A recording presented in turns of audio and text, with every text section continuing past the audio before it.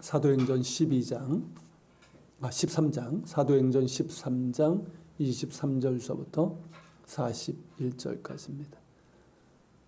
찾으신 줄 알고 한 절씩 교독하겠습니다. 하나님이 약속하신 대로 이 사람의 후손에서 이스라엘 위하여 구주를 세우셨으니 곧 예수라.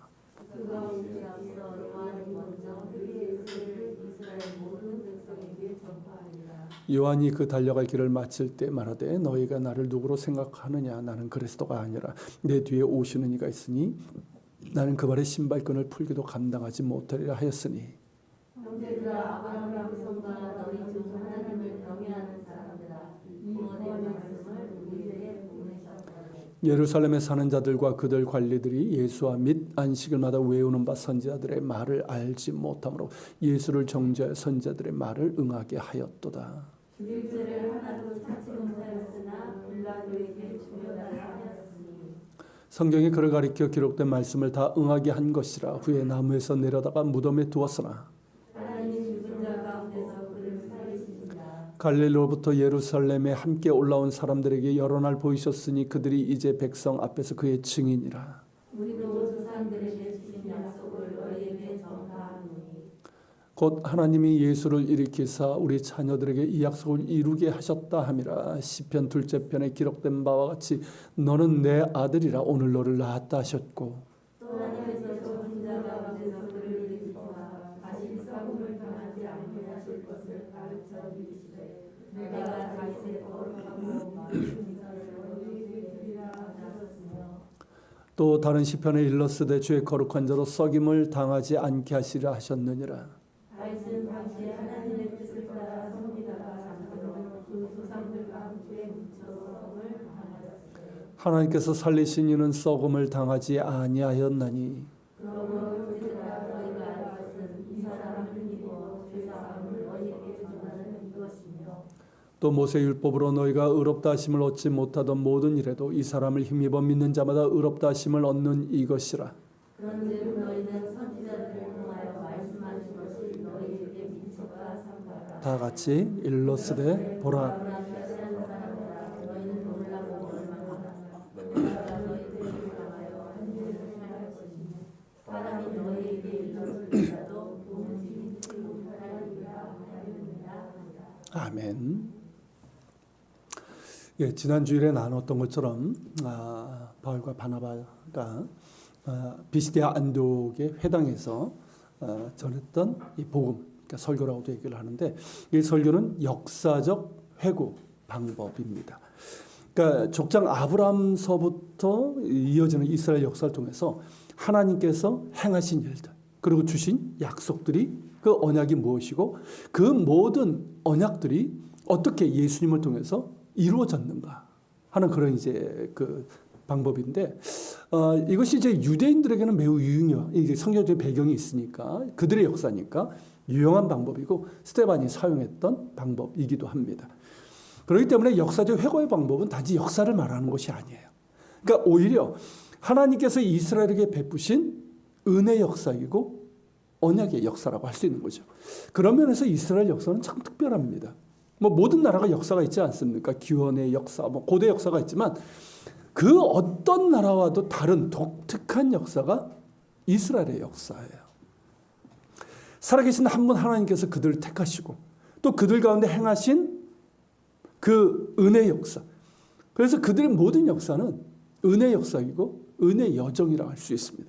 그러니까 하나님의 은혜가 없이는 이스라엘이라는 민족은 존재할 수도 없고 또 지금까지 이어져 올 수가 없는 것이죠. 지금도 마찬가지고요. 그러니까 그들의 반역적인 불순종에도 불구하고 길이 참으시고 거듭해서 긍휼을 베푸시고 또 그 언약을 지키신 하나님의 은혜가 있었기에 이스라엘이 있는 것이죠. 그래서 바울은 이 역사적 회고의 결론에서 이렇게 말합니다. 23절이죠. 이렇게 말해요. 여기 이제 비시디아 안디옥 지도이고 여기가 이제 안디옥이죠. 자, 뭐라고 얘기합니까? 하나님이 약속하신 대로 이 사람의 후손에서 이스라엘을 위하여 구주를 세우셨으니 곧 예수라. 자, 여기서 이 사람은 누구를 얘기하는 걸까요? 이 사람의 후손. 이 사람이 누구예요? 대답 안 하시면 다음 주 설교, 지난주 설교 다시 합니다. 누구죠? 다윗이죠. 다윗이에요. 자, 이 다윗만 보더라도 하나님의 은혜 없이는 설명할 수가 없어요. 그러니까 이 우리가 아는 다윗은 하나님의 은혜로 된 거야. 바울이 그런 얘기를 하지 않습니까? 나의 다 된 것은 오직 하나님의 은혜로 된 것이다. 이게 다윗의 고백이기도 한 거예요. 우리가 이제 다윗을 말할 때는 광야를 꼭 얘기합니다. 광야가 없이는 다윗을 우리가 얘기할 수 없다는 거죠. 그러니까 우리가 알고 있는 다윗을 만든 것은 광야라고 얘기하는데 좀 더 정확하게 말하면 뭡니까? 다윗이 광야에 있었고 광야 같은 그런 인생이었지만 그 광야 속에서 함께 하시고 은혜 주신 하나님이 있었기에 다윗이 될 수 있었던 거예요. 우리가 알고 있는 다윗. 다윗을 가리켜서 하나님의 마음에 합한 사람이라고 하잖아요. 그 이유가 뭘까요? 그가 완전해 있을까요? 아니에요. 우리가 성경을 통해서 보는 것처럼 치명적인 죄를 범했던 사람이에요. 뭐 우리 가운데 우리는 그런 죄는 안 범했잖아요. 그런 치명적인 죄도 범했고 크고 작은 실수 또 허물도 있었던 사람이에요. 그럼에도 불구하고 하나님의 마음에 합한 자라고 하신 이유가 뭘까요? 저는 그것이 하나님의 은혜를 아는 자였기 때문이라고 그렇게 믿습니다. 자, 다윗도 우리가 똑같은 사람이에요. 연약하고 또 죄를 범하고 또 실수와 허물이 많은 사람이지만 하나님의 은혜를 알았던 사람이에요. 그리고 그 은혜를 사모하면서 그 은혜 가운데 살고자 했던 사람이었습니다. 자, 사울에게 쫓겨서 광야에 도망가서 숨어 지낼 때도 그 위험하고 그 척박하고 힘들고 외로웠던 광야에서도 그가 부르짖고 찾았던 것은 하나님의 은혜였어요. 나를 여기서 구해달라는 게 아니었어요. 하나님의 은혜를 찾은 거예요. 하나님의 은혜 없이는 내가 살 수 없다는 것이고 하나님이 나와 함께 하시고 하나님의 은혜만 있다면 내가 광야에 있을지라도 내가 사망의 음침한 골짜기를 다닐지라도 나는 두려워하지 않고 오히려 내게 부족함이 없다. 그게 여러분 그의 고백은 노래 아닙니까? 그걸 우리가 시편에서 보고 있잖아요. 때로는 비록 넘어지고 실수하고 죄를 범했을 때도 그 죄를 책망하실 때 어떻게 합니까? 결코 변명 하나 숨기지 않고 즉시로 자신의 죄인됨을 회개하고 하나님의 용서의 은혜를 구했어요. 바로 이것이 은혜를 아는 자의 모습이에요. 하나님의 은혜를 아는 자는 자신의 죄인됨을 책망하실 때 변명하거나 숨기지 않습니다. 오히려 아파하죠.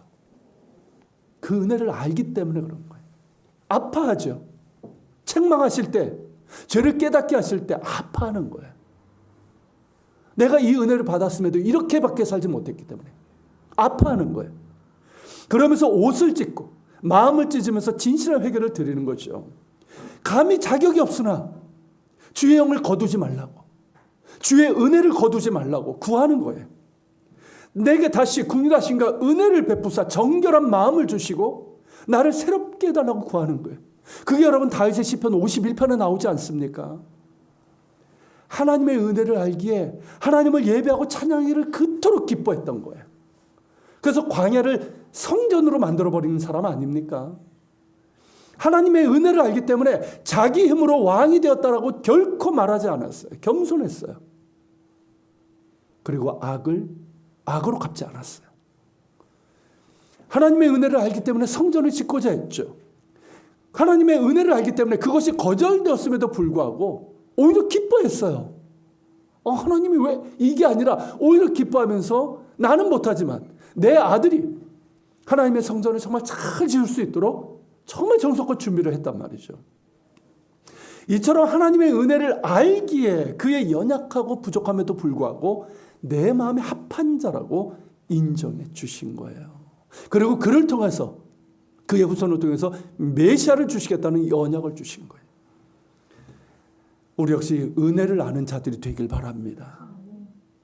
하나님의 은혜를 사모하고 정말 그 은혜를 기뻐하면서 예배하고 찬양할 수 있는 사람, 하나님의 은혜만 있다면 내가 어떤 상황이 있다 할지라도 나는 살아갈 수 있고 감사할 수 있고 일어설 수 있음을 고백할 수 있는 사람 되시길 축복합니다.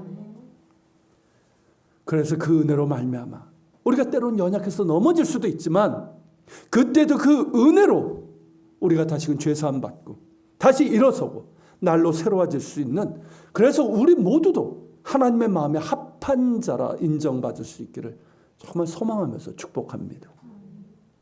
그래야 되지 않겠어요?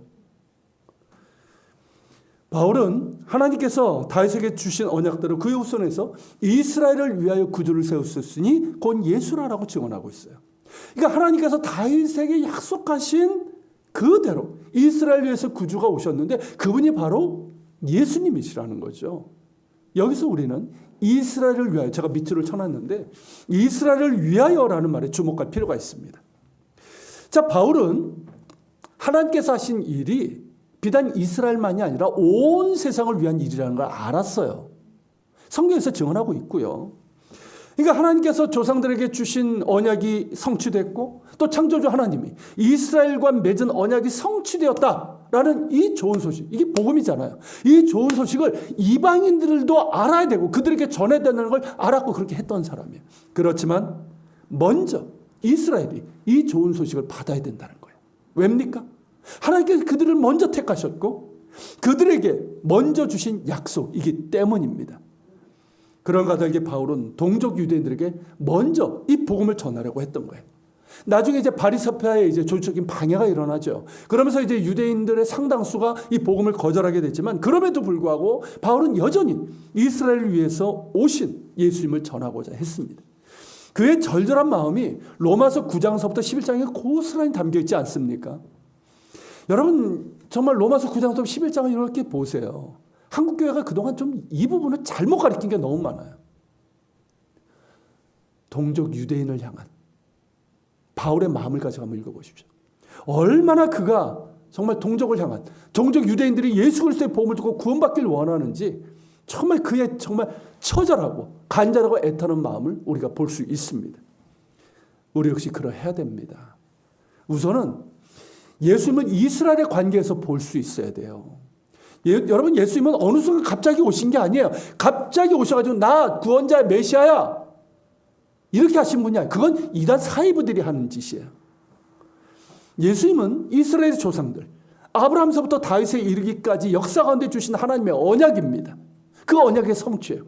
그리고 이후에 선지자를 통해서 계속해서 약속하시고 직접 확인하신 그 언약대로 오신 메시아, 이스라엘의 참된 왕이시며 만왕의 왕이시고 만유의 주님이십니다. 그러기에 우리도 구약 성경에 대해서 관심을 가지고 잘 알아야 되고 공부해야 돼요. 이거 등한시하면 안 돼요. 만약에 이거 제대로 모르면요 신천지 같은 이단에 빠지게 돼요. 여러분 구약을 알고 율법과 예언의 내용을 알면 알수록 복음이 얼마나 귀한지를 알게 돼요. 이제 이달 중에 이제 수요 성경 공부를 이제 재개할 예정인데요. 수요 성경 공부를 하면서 우리가 모세오경을 쭉 공부를 했거든요. 그 복음을 공부하면서 율법이죠. 그러니까 그걸 공부하면서 우리가 정말 깨달은 게 뭐냐면 복음이 얼마나 귀한가 하는 거예요. 얼마나 귀한가. 정말 우리에게 오신 구약의 언약으로 오신 예수님이 얼마나 귀하고 우리를 사랑하시는 하나님의 은혜이고 선물이라는 것을 알게 됩니다. 더불어 이스라엘이 그들의 어두운 눈이 열리고 그들의 그 굳은 마음이 깨져서 그들의 왕이신 예수님을 영접하고 그래서 하나님의 백성으로 회복될 수 있도록 우리가 기도해야 되고 이스라엘 선교에 관심을 가져야 됩니다. 이스라엘을 위하여 오신 예수님이신 거예요. 지금도 마찬가지예요. 우리의 마음에도 정말 바울과 같은 그런 마음, 그게 예수님의 마음이고 하나님의 마음이라고 저는 믿습니다. 그 마음을 우리에게 주셔서 정말 이스라엘을 위해서 오신 구주 예수님을 유대인들이 정말 합당하게 대우하고 그래서 유대인들이 우리 이방인들과 함께 예수님 안에서 한 세 사람이 되는 이 역사가 지금도 일어나고 있지만 더 많이 일어날 수 있도록 우리가 기도해야 될 줄 압니다. 여러분 에베소서 2장이 우리 교회 이름이잖아요.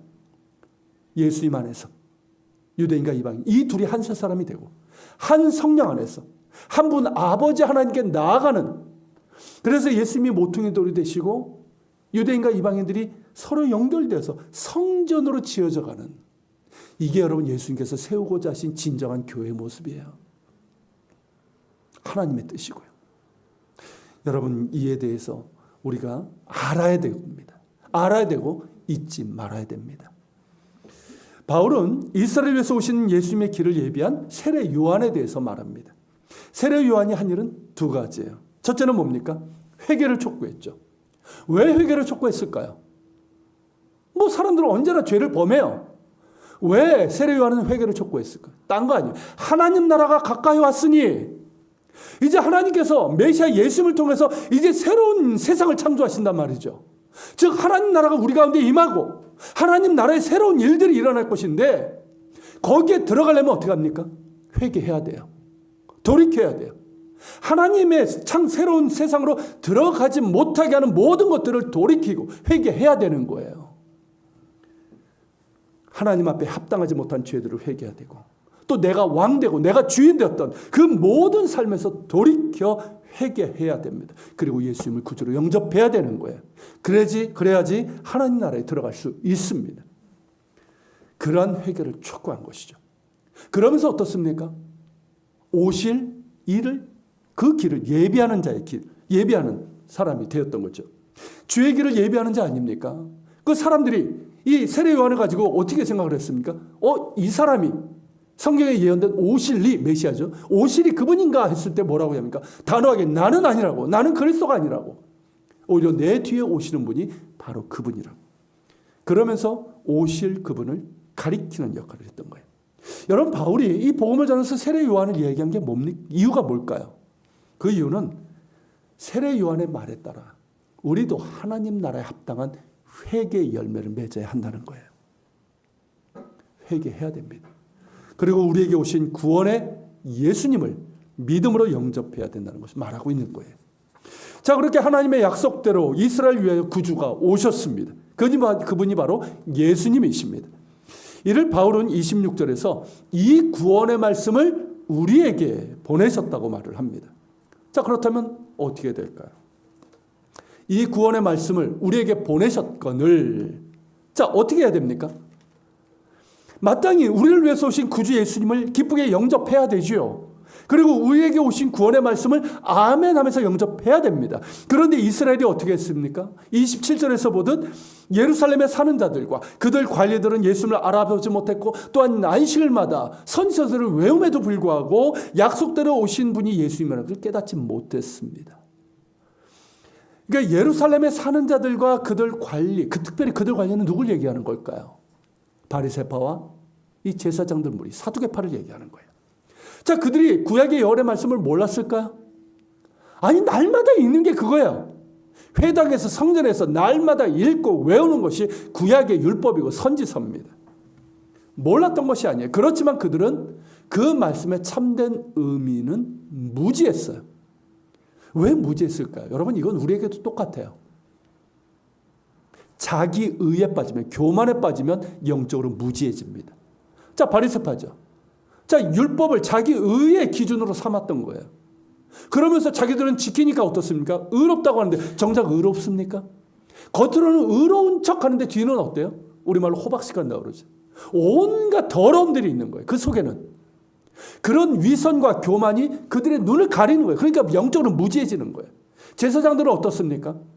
날마다 성전에서 하나님을 예배한단 말이죠.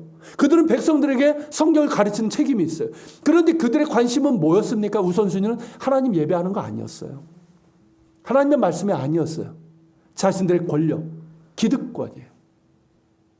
그 권력을 유지하기 위한 재물이에요. 그러니까 그 탐욕이 그들의 눈을 가린 거예요. 여러분, 이것은 우리 똑같아요. 우리 믿는 자들 역시 이 교만과 자기의 교만이죠. 그리고 이 탐욕이 우리의 마음을 지배하면 영적인 무지가 생깁니다. 보아도 보질 못해요. 들어도 깨닫질 못해요. 그런 일이 없도록 늘 주님 앞에 겸손하고 우리의 가슴, 우리의 마음이 정말 옥토 같은 정말 부들부들한 땅, 그렇지 않습니까? 부들부들한 땅, 그런 땅이 될 수 있도록 하나님 앞에 늘 엎드릴 수 있기를 바랍니다. 자, 그들은 그렇게 이제 말씀에 참된 의미에 대해서 무지했던 거예요. 그러니까 어떻습니까?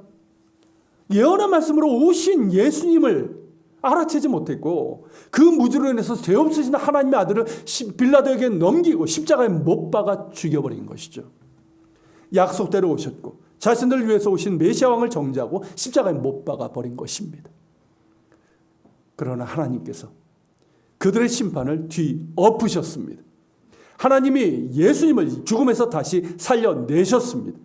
그렇게 해서 그들의 무지와 정죄와 심판을 뒤엎으셨어요.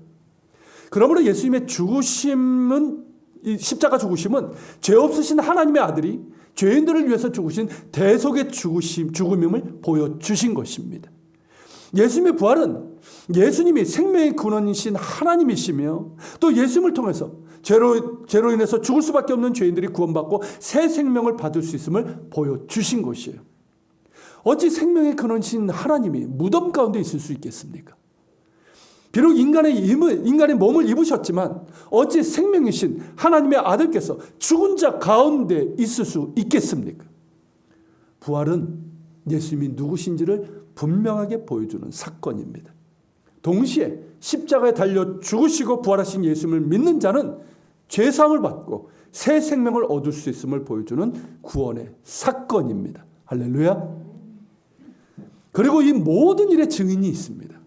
그들이 누굽니까? 31절에서 말하듯 그들은 예수님을 따라 갈릴리에서 예루살렘으로 올라온 12제자들, 그리고 2차 제자들이 있잖아요. 그리고 또한 500명에 달하는 사람들이에요. 전부 합치면 500명에 달하는 그 사람들에게 예수님께서 부활하신 그 몸을 나타내셨습니다. 그들이 이제 백성 앞에서 그의 증인이라는 것이에요. 여러분, 복음은 증인들의 고백입니다. 거짓의 증인이 아니에요. 실제로 목격한 예수 그리스도의 오심과 행하심과 죽으심과 부활의 이 모든 것을 생생하게 목격하고 경험한 증인들의 고백이고 역사적 사실에 대한 증언입니다. 예수님은 성경대로 하나님이 사람이 되어 우리 가운데 오신 하나님이십니다. 성경대로 우리의 죄를 지시고 십자가에 달려 죽으셨습니다. 성경대로 우리를 구원하시기 위해서 죽은 자 가운데서 다시 살아나셨습니다. 또한 성경대로 다시 하나님께로 돌아가 하나님 보좌 우편에 앉아 다스리시고 성경대로 보혜사 성령을 우리에게 보내셔서 우리와 함께하고 계십니다. 또한 성경대로 다시 오셔서 이 세상을 심판하실 것이고 새하늘과 새 땅의 하나님 나라를 완성하실 것입니다. 그리고 우리 역시 성경대로 새하늘과 새 땅의 하나님 나라를 유업으로 받아 예수님과 함께 영원한 생명을 누리며 살게 될 것입니다. 믿습니까? 이어서 여러분, 바울은 우리도 조상들에게 주신 약속을 너희에게 전파한다고 얘기했어요. 여러분, 앞에서는 그들이라고 그랬어요. 그들이 이 백성 앞에서 그의 증인이라고 그랬잖아요. 그러니까 자신과 바나바는 거기에 포함시키지 않았어요. 왜일까요? 뭐 어려운 질문 아닌데 왜일까요? 12제자가 아니잖아요. 그리고 여러분, 예수님의 그 부활하신 몸, 그 승천하시기까지 바울과 바나바는 거기에 있지 않았던 사람들이에요. 물론 이제 바울은 나중에 다메섹 도상에서 이제 부활하신 예수님을 만나긴 했지만 적어도 그때만은 아니죠. 그렇기 때문에 그 증인이라는 거기에는 자기들을 포함시키지 않았어요. 그럼에도 뭐라고 얘기합니까? 우리도 이 조상들에게 주신 약속을 너에게 전파한다는 거예요. 왜냐하면 우리 역시 예수님을 통해서 죄사함을 받아 구원받았고 새로운 생명을 얻었다는 것이죠. 그래서 하나님 나라를 유업으로 받았기 때문입니다. 우리 역시 증인이라는 것이에요. 여러분, 그렇습니다.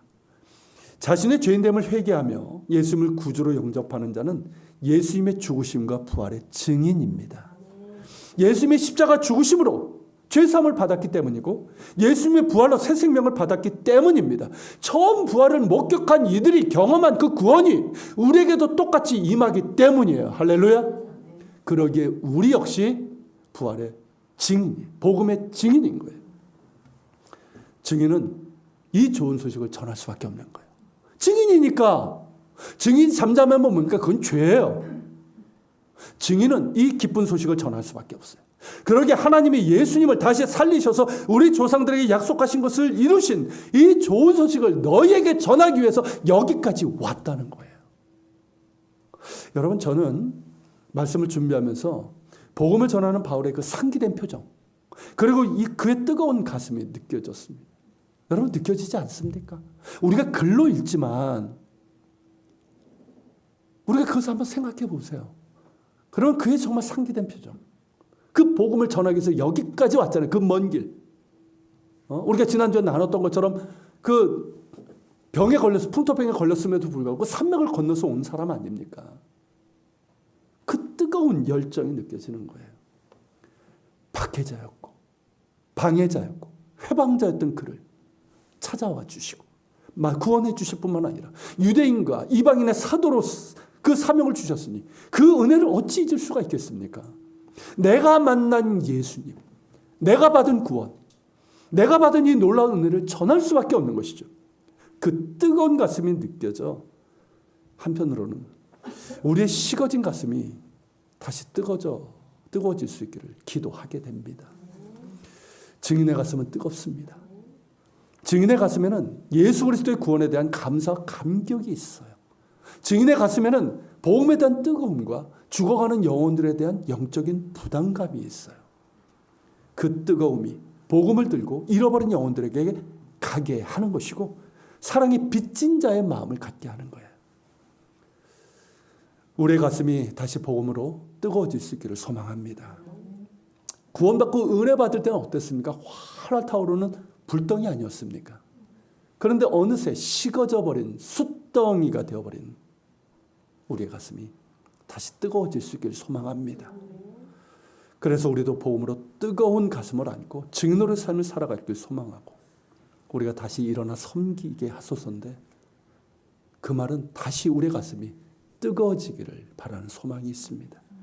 그 은혜를 주시기를 소망합니다. 예수님께서 조상들에게 주신 약속의 성취라는 걸 입증하기 위해서 바울은 세 가지 성경 구절을 인용을 해요. 첫째는 33절에서 인용하고 있는데 그게 시편 2편이죠. 너는 내 아들이라. 오늘 너를 낳았다라는 말씀인데 이 말씀은 메시아에 대한 예언의 하나예요. 그런데 여러분 하나님이 진짜 아들을 낳았다 그 뜻이 아니에요. 이 말씀은 뭐냐면 메시아의 사명과 관련이 있어요. 메시아의 사명과. 여러분 누가복음 3장 20절에 이것이 나오는데 자, 이거는 이제 예수님께서 요단강에서 세례를 받으셨을 때 그때예요. 자, 예수님께서 세례요한에게 세례를 받으셨을 때 성령이 비둘기같이 그의 위에 임하죠. 그러니까 성부 하나님께서 성자 예수님께 그때 이제 메시아의 사명 그때 뭡니까 그게 예수님께서 그 요단강 세례를 받으신 이 사건은 뭐냐면 메시아로서의 사명을 시작하신 날이에요. 아십니까? 그 전까지는 사람이 되셔서 우리를 경험하신 시간이라고 한다면 이 세례를 받으신 사건이 뭐냐면 이제 메시아로서의 사명을 시작하시는 그러니까 우리로 하면 뭡니까? 일종의 안수식? 그런 걸로 해당이 되는 거예요. 그때 하나님께서 하신 말씀이 뭡니까? 바로 시편 2편의 말씀이에요. 너는 내 아들이라. 내 사랑하는 아들이야. 오늘 내가 너를 낳았도다. 그러니까 누가 보면은 너는 내 사랑하는 아들이라 내가 너를 기뻐하노라고 되어 있는데 이 70인역 구약 성경을 인용한 것이거든요. 그러니까 정리하면 그런 거예요. 그러니까 바울이 인용한 시편 2편 7절은 뭐냐면 예수님께서 메시아로서의 사명을 감당하기 위해서 이 땅에 오신 하나님의 아들이시다. 이걸 증언하는 말씀이라는 것입니다. 그리고 두 번째로 인용하고 있는 성경 구절은 뭐냐면 이제 34절에서 자, 이 얘기를 하잖아요. 내가 다윗의 거룩하고 미쁜 은사를 너에게 주리라. 이게 어떤 말씀을 인용한 것이냐면 이사야서 55장 3절입니다. 근데 이제 이사야서 55장 3절을 보면 조금 틀리죠. 내가 너희를 위하여 영원한 언약을 맺으리니 곧 다윗에게 허락한 확실한 은혜니라. 조금 달라서 그렇지만 이건 뭐냐면 조금 해석적인 그런 인용이라고 할 수가 있어요. 자, 다윗에게 허락하신 확실한 은혜, 영원한 언약이 무엇인가 하는 거예요. 그게 뭘까요? 그것이 바로 죽으시고 부활하신 예수님을 통해서 우리에게 주실 구원의 은혜와 복이라는 것입니다. 그 확실한 은혜, 그 영원한 약속이 이루어진 증거가 바로 예수님의 부활이라는 것이에요. 그리고 세 번째로 인용한 성경 구절은 35절에 나오는데 바로 뭘까요? 시편 16편 10절입니다. 이는 주께서 내 영혼을 수월에 버리지 아니하시며 주의 거룩한 자를 멸망시키지 않으실 것임입니다. 뭘까요?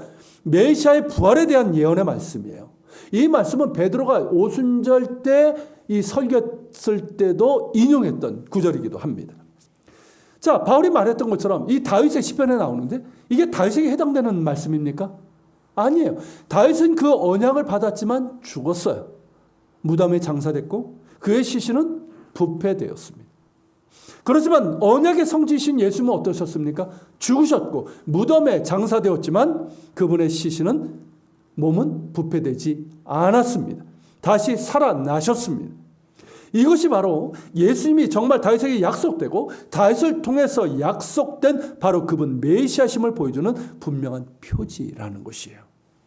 예수님은 이스라엘 조상들에게 그리고 다윗에게 약속하신 바로 그분 메시아 구주라는 것이요. 약속대로 오셨고 모든 언약을 성취하신 분이라는 것입니다. 자, 이렇게 성경의 약속대로 오셨고 또 약속대로 죽으시고 약속대로 부활하신 예수님을 전한 바울은 결론적으로 이렇게 말해요. 그게 38절이에요. 뭐라고 얘기합니까? 그러므로 형제들아 너희가 알 것은 너희가 알 것이 있다는 거예요. 이 말은 뭐냐면 너희가 반드시 알아야 될 것이 있다는 거예요. 이것을 알아면 된다는 거예요. 그게 뭘까요? 두 가지입니다. 한번 보시죠. 제가 밑줄까지 쳐놨는데 첫째는 뭐예요? 이 사람을 힘입어 죄사함을 너에게 전하는 이것. 두 번째는 뭡니까? 모세 율법으로도 너희가 의롭다 하심을 받지 못하는 모든 일에도 이 사람을 힘입어 믿는 자마다 의롭다 하심을 받는 이것이라는 거예요. 자, 예수님을 힘입어 죄사함을 받게 된다는 이것이고 예수님을 힘입어서 의롭다 하심을 받는 이것이라는 거죠. 이것을 너희가 반드시 알아야 된다는 거예요. 알아도 그만, 몰라도 그만인 것이 아니라는 것이죠. 반드시 알아야 되고 합당하게 반응해야 한다는 것이에요. 여러분, 하나님께서 예수님을 통해서 하나님 나라를 창조하고 계십니다. 여러분, 하나님 나라, 이 새로운 세상의 핵심은 뭘까요? 죄 용서예요. 죄인이 하나님 나라에 들어갈 수가 없어요. 어떻게 거룩하신 하나님의 나라에 죄인이 죄를 가지고 그대로 들어갈 수 있겠습니까? 안 되는 거예요. 그러니까 세례 요한이 회개하라고 촉구하신 거, 예수님도 얘기하신 게 뭡니까? 회개의 용서를 얘기하시는 거예요.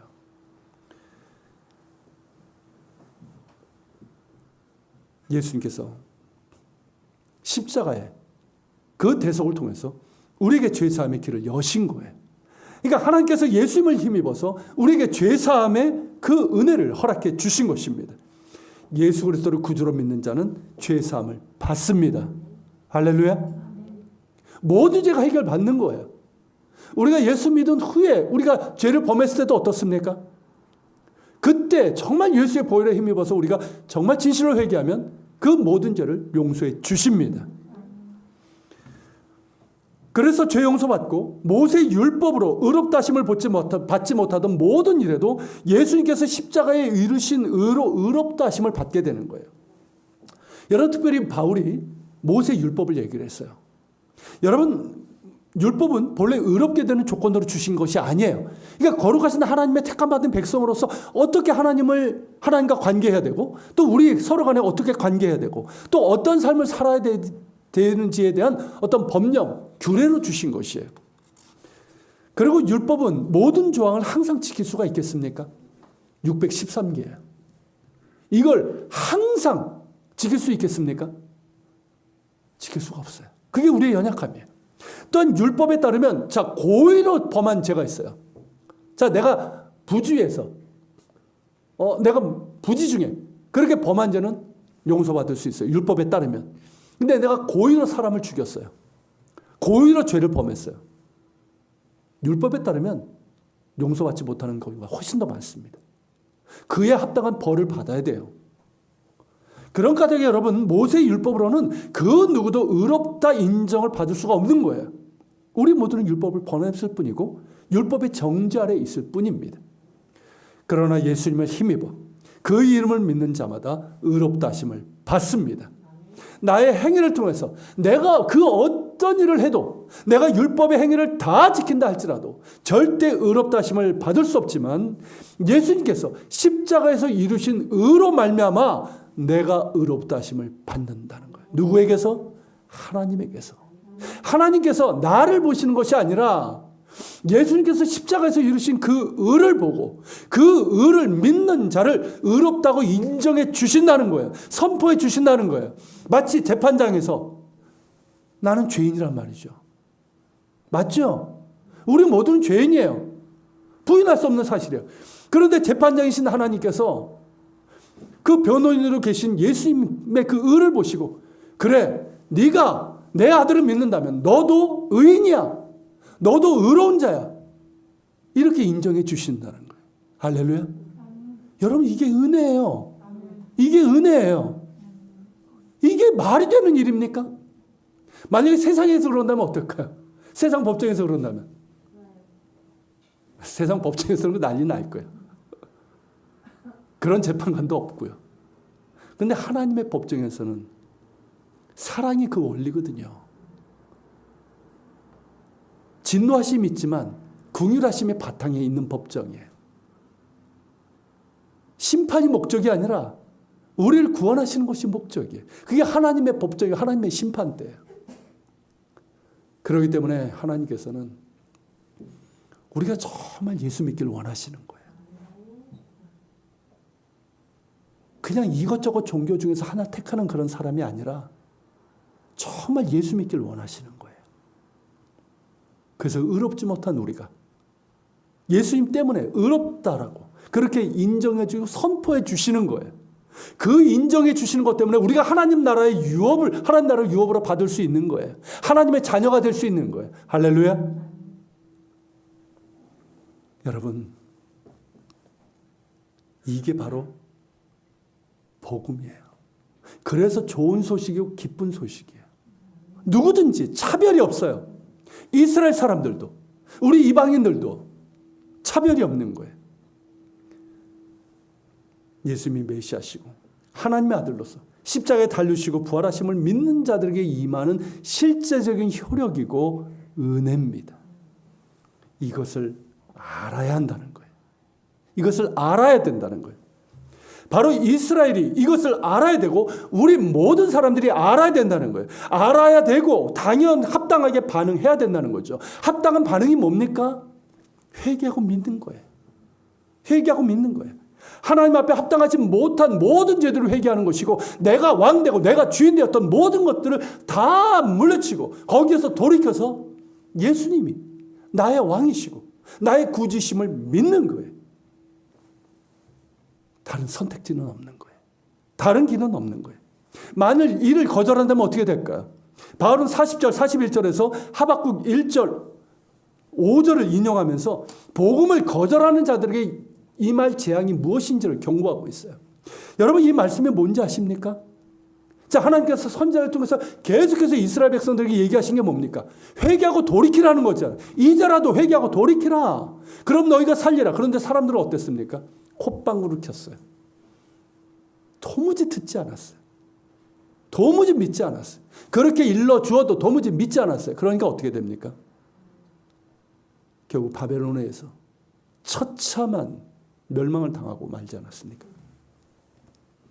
그걸 말씀하시는 거예요. 여러분, 선지자들 통해서 주신 하나님의 말씀도 듣지 않은 자들이 이러한 재앙을 받았다면 성경 전체에서 증언하고 있는 구원자이신 메시아 그리스도의 복음을 끝까지 거절하는 자들이 당할 그 재앙이 뭐겠습니까? 완전한 멸망이고 영원한 멸망일 수밖에 없는 거예요. 결국 바울은 사람들에게 믿음의 결단을 요구하고 있는 거예요. 믿음의 선택을 하라는 거예요. 다른 길은 없다는 거예요. 자, 지금 강이 범람해서 홍수가 났어요. 다 죽을 지경이에요. 그런데 지금 배가 있는데 이 배가 유일한 구조선이에요. 그러니까 지금 당장 타라는 거예요. 그거 똑같아요. 그 상황에서 탈까 말까 계산하고 있고, 아, 이 배 말고 다른 배도 있을 거야 하거나 타기를 거절한다면 어떻게 되겠습니까? 속히 타야죠. 그래야 삽니다. 이와 마찬가지라는 거죠. 예수님만이 성경대로 오신 구원자 메시아인 회개하고 예수를 믿으라는 거예요. 그럴 때 죄 용서받고 의롭다 하심을 받아 구원받고 하나님 나라를 유업으로 받게 된다는 것입니다. 할렐루야. 다른 길은 없어요. 다른 선택은 없습니다. 천하에 구원받을 다른 이름은 없습니다. 오직 예수밖에 없습니다. 오직 예수 믿음으로 죄사함을 받을 수 있고 예수님을 힘입어 의롭다 하심을 받을 수 있습니다. 이것을 알아야 한다는 거예요. 분명하게 알아야 되고 합당하게 반응해야 됩니다. 마음을 열고 회개하고 믿어야 돼요. 믿음으로 반응해야 돼요. 다른 선택은 없어요. 여기 계신 분들도 마찬가지예요. 우리가 분명하게 알길 바랍니다. 머리로 아는 것이 아니라 우리의 가슴으로 분명하게 알 수 있길 바랍니다. 누구 말대로 죽음의 순간에 그 사람의 믿음이 어떠한지를 볼 수 있다고 그러잖아요. 흔들림 없는 분명한 믿음에 설 수 있기를 바랍니다. 그리고 이 진리를 모르는 사람들이 너무 많잖아요. 그들에게도 알게 해야 돼요. 바울이 그래서 간 거 아닙니까? 너희도 알아야 된다. 그래서 여기까지 왔다는 거 아닙니까? 우리에게도 이러한 아까 말씀드린 것처럼 정말 좀 복음에 대한 이 증인의 뜨거운 가슴이 있고 그래서 우리가 영적 부담을 가지고 우리가 복음을 전할 수 있길 바랍니다. 이것이 진리를 아는 자들, 그 은혜를 아는 자들, 증인들의 사명이에요. 복음의 증인이 될 수 있길 바랍니다. 그리고 여러분 더욱더 알아갑시다. 더욱더 알아갑시다. 여러분 성경에 뭐라고 합니까? 너희는 맛보아 알지어다. 이게 무슨 뜻인지 아시죠? 교회 수십 년 다닌다고 아는 게 아니에요. 무슨 뭐 장로, 권사, 안수집사 된다고 아는 게 아니에요. 목사 된다고 하는 것도 아니에요. 맛보아 알아야 됩니다. 이게 뭡니까 여러분? 정말 하나님의 은혜를 더 깊이 알고자 하는 거예요.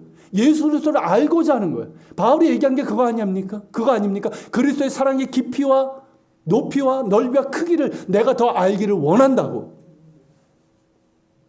그렇게 알아가는 거예요. 아, 하나님의 사랑이 이거구나. 마치 바닷물에 들어가듯이. 처음에는 어떻습니까? 내가 발목만 잠기고도 막 좋아지는 거예요. 아, 바다다. 근데 더 들어가는 거예요. 하나님의 사랑 가운데 더 들어가요. 은혜 가운데 들어가는 거예요. 그래서 점점 잠기고. 그래서 그 은혜 푹 잠겨서 그 어떤 상황에서도 흔들리지 않는 맛보알지어다. 너희는 맛보알지어다. 그렇게 알아가는 우리가 되길 바랍니다. 바울이 전한 이 이야기 정말 어메이징 스토리잖아요. 예수님을 통해서 이루신 하나님의 그 놀라운 이야기예요. 이 스토리의 주인공이 될 수 있길 바랍니다. 이 이야기에 정말 이야기가 나의 삶의 나의 믿음의 기초뿐만 아니라 이 은혜의 이야기, 이 은혜 안에서 살아가고 이 은혜로 말미암아 살아갈 수 있는 우리 모두가 될 수 있기를 축원합니다. 같이 기도합시다. 오늘 말씀을 기억하면서 같이 기도합시다. 주님, 바울이 전한 이 복음, 너무나 놀라운 이 복음, 너희가 알 것은 우리가 알게 하여 주옵소서. 더 알게 하여 주옵소서. 맛보아 알기를 원합니다. 그리고 하나님, 이 진리를 모르는 이들에게 우리가 하나님 증인의 마음을 가지고 그들도 알 수 있도록 전하는 우리가 되게 하여 주시옵소서. 우리의 가슴을 뜨겁게 해 주시옵소서. 다시 일어나 섬기게 하여 주시옵소서. 우리 같이 기도하며 주님 앞에 나아갑시다.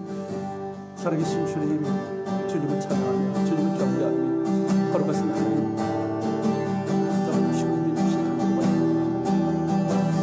정말 주님, 바울이 전하는 복음을 우리가 아버지 받습니다. 하나님께서 예수님을 통해서 이루신 이 놀라운 일들을 우리가 아버지 받습니다. 믿음으로 반응하게 하여 주시옵소서.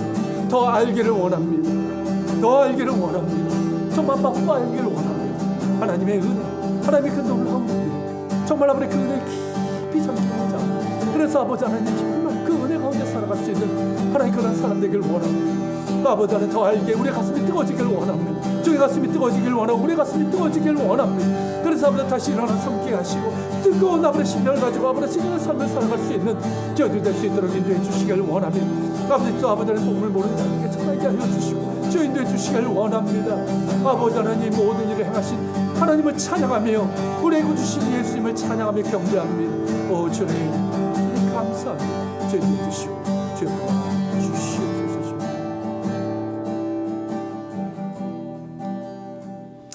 하나님 감사합니다.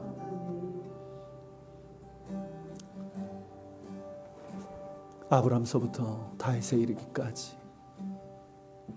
주신 그 언약대로, 또한 선지자들을 통해서 다시 확인해 주시고 말씀하신 그 언약대로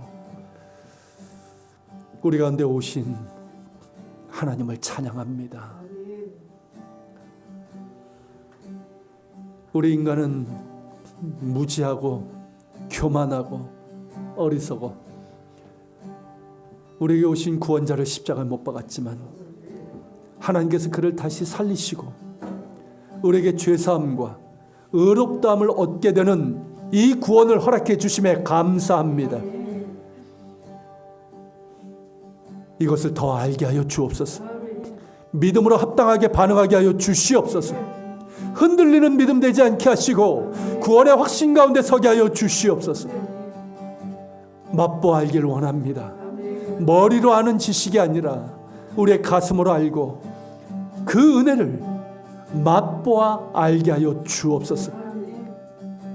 마치 바다 깊은 곳에 잠긴 것처럼 그 은혜에 깊이 잠기게 하시고 그래서 그 은혜로 살고 은혜로 말미암아 살아갈 수 있는 우리가 되게 하여 주시옵소서.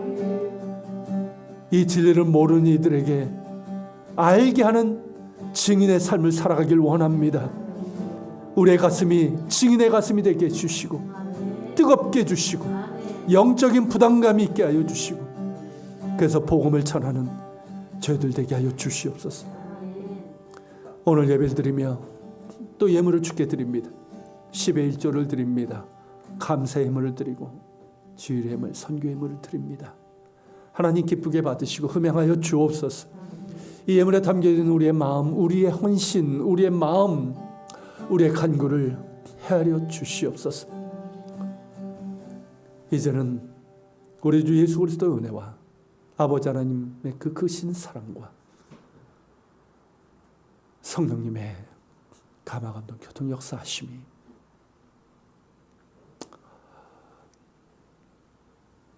하나님께서 예수님을 통해서 이루신 이 놀라운 구원, 이 놀라운 은혜를 더 알길 원하고 맛보 알길 원하며 또한 모르는 이들에게 알게 하는 자, 증인으로서의 삶을 살길 원하는 우리 모든 지체들 머리 위에 우리 예안교회와 이 땅에 있는 교회들, 조국 대한민국과 북한 땅, 이스라엘 땅 위에 또 알바니아 땅 위에 밖의 지역에서 복음을 전한 선교사들과